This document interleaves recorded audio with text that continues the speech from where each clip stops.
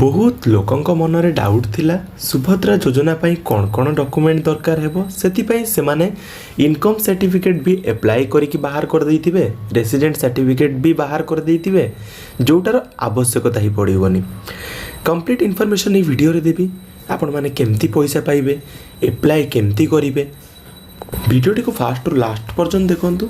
जदि न बुझी पारिबे कमेंट सेक्शन में कमेंट करिवे मु आपनकर आंसर निश्चित भाव कमेंट सेक्शन में ही देई देबी।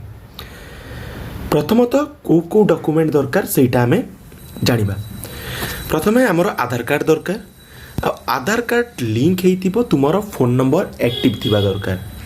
तुमको कौन मिलिबो Subhadra Yojana ATM cum debit card तुमको डेबिट कार्ड मिलिबो तुमे डिजिटल वे रे जदि ताकू स्पेंड करूचो ताहले तुमको 500 टंका एक्स्ट्रा मिलिबो।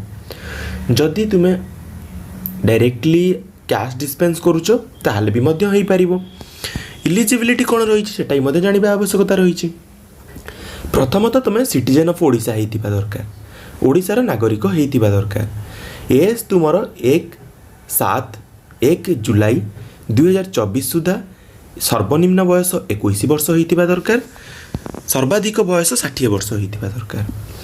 केउ केउ माने इलिजिबल नुहंती 1500 टंका जो माने मासिक पाउथिबे केउ माने पाउचंती बहुत सारा क्वेश्चन आछि पाचिका माने पाउचंती से मानकु मिलिबो ना मिलिबोनी तो से मानकर 1500 टंका दरमा हे जाईची जोटा कि मिलिबो नाही। 18000 जदि वार्षिक पाउथिबो कौनसी स्टेट गवर्नमेंट और सेंट्रल गवर्नमेंट स्कीम रे ताहले भी मध्य तुमे माने इलिजिबल हेबो नाही। विधवा भत्ता जो माने पाउचंती देन पीडब्ल्यूडी वोमेन माने हैंडिकैप्ड वोमेन भी जो माने भत्ता पाउचंती से माने मध्य अप्लाई करि परिबे। केउ केउ माने अप्लाई करि परिबे नाही सेटा भी जानिबा। One of family member MP or MLA not eligible जदि तुम फैमिली रो केही मेंबर ऑफ पार्लियामेंट अछंती किंबा मेंबर ऑफ लेजिस्लेटिव असेंबली रु बिलोंग्स करूछंती बा विधायक अछंती ताहाले तुमे माने अप्लाई करि परिबो नाही। फैमिली मेंबर भितरु जणे जदि किए इनकम टैक्स पेयर हितिबो माने तुम फैमिली भितरु तुम स्वामी भी इनकम टैक्स पेमेंट करंतु। फैमिली माने कहा को बुझा जाउची गोटे परिवार जदि बुझिबा कहा को बुझिबा बापा माँ पिला छुआ माने बापा माँ पिला एटा को ही फैमिली बुझिबा। तो बापा जेमती माने जे अप्लाई करिवो तार Swami Swami जेमती income tax payer हेइ नथिबो ताहले तो माने अप्लाई करि परिबो। वार्ड मेंबर काउंसिलर को छाड़ी देले सरपंच भी मध्य अप्लाई करि परिबे नाही। स्टेट गवर्नमेंट जॉब जति करूछो किंबा सेंट्रल गवर्नमेंट जॉब करूछो किंबा रिटायर्ड पर्सन तुमर पेंशन अछि ताहले भी मध्य तुमे माने अप्लाई करि परिबो नाही। जदि तुमर 5 एकर इरिगेटेड लैंड माने चाष जमी किंबा 10 एकर नॉन इरिगेटेड लैंड जोटा कि चाष जमी नुहे ताहले भी मध्य तुमे माने अप्लाई करि परिबो नाही। जदि 4 व्हीलर अछि ताहले अप्लाई करि परिबो नाही एक्सेप्ट कोन जे तुम ट्रैक्टर अछि तुमे माने अप्लाई करि परिबो। स्मॉल कमर्शियल व्हीकल अछि तुमे माने अप्लाई करि परिबो। मिनी ट्रक अछि ताहले अप्लाई करि परिबो। Family income more than 2.5 lakh हेइ नथिबो जेमती ओके। अप्लाई प्रोसेस केमती रही तुमे को ऑफलाइन फॉर्म दिया जीवो जोटा कि डिस्ट्रीब्यूट हेबो केउटी मो सेवा केंद्र अंगनवाड़ी केंद्र common service centre block office रे तुमरो बंटा हेबो। एहार प्रोसेस 2 कोन रही माने एहा परे कोन रही हार्ड कॉपी तुमे सबमिट करिवो तुमे फॉर्म फिलअप कलो हार्ड कॉपी नहीं कि सबमिट कलो सीएसके कॉमन सर्विस सेंटर रे आ एमएसके मो सेवा केंद्र कियोस्क जोटा ओके सेठी नहीं कि तुमे सबमिट कलो। तापर प्रोसेस होची collection and digitalisation of form माने सेटा ऑनलाइन एंट्री करिवे केउ माने एंट्री करिवे जेउ माने एजेंट हेइथिबे एमएसके रो सीएसके रो से माने कलेक्शन करिवे से फॉर्म को डिजिटलाइजेशन माने एंट्री करिवे डाटा एंट्री करिवे तांकर वेब पोर्टल भी मध्य दिया जाइछि।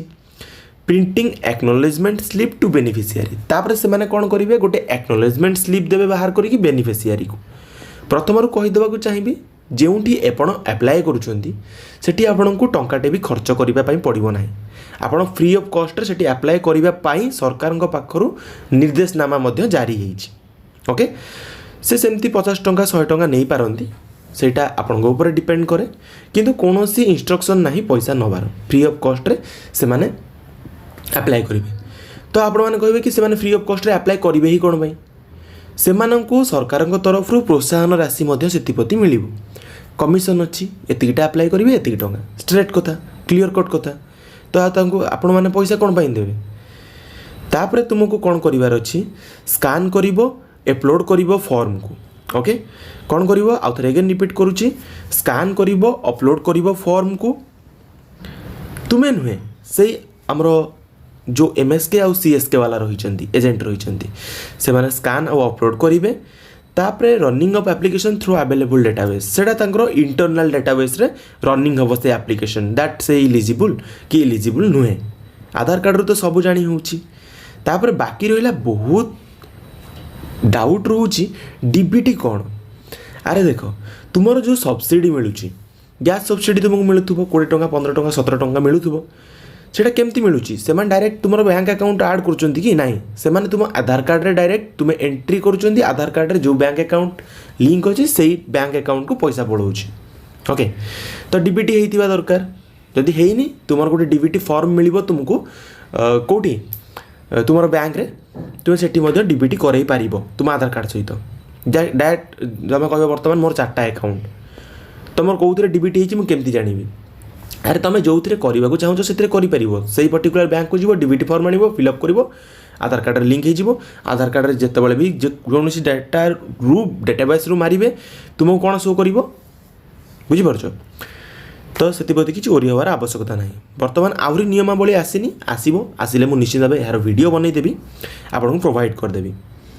स्क्रूटिनी हम तापर ब्लॉक लेवल कमिटी और डिस्ट्रिक्ट लेवल कमिटी द्वारा एटा जोटा कि बर्तमान लांच खाइबार सिस्टम करदेले डायरेक्टली तो आप ऑनलाइन करते ऑनलाइन वेरिफिकेशन करते डीबीटी करते डायरेक्टली ट्रांसफर करते।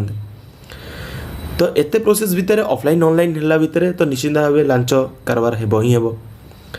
तापर तुम डीबीटी टू बेनिफिशियरी को अमाउंट क्रेडिट कर दिया जीवो। ओके तो तुम सेप्टेम्बर 17 रु मोस्टली जहाँ शुणा जाउची लागू होगा जाऊँगी तुम मैंने से दिन फॉर्म पाइपर एप्लाय कर।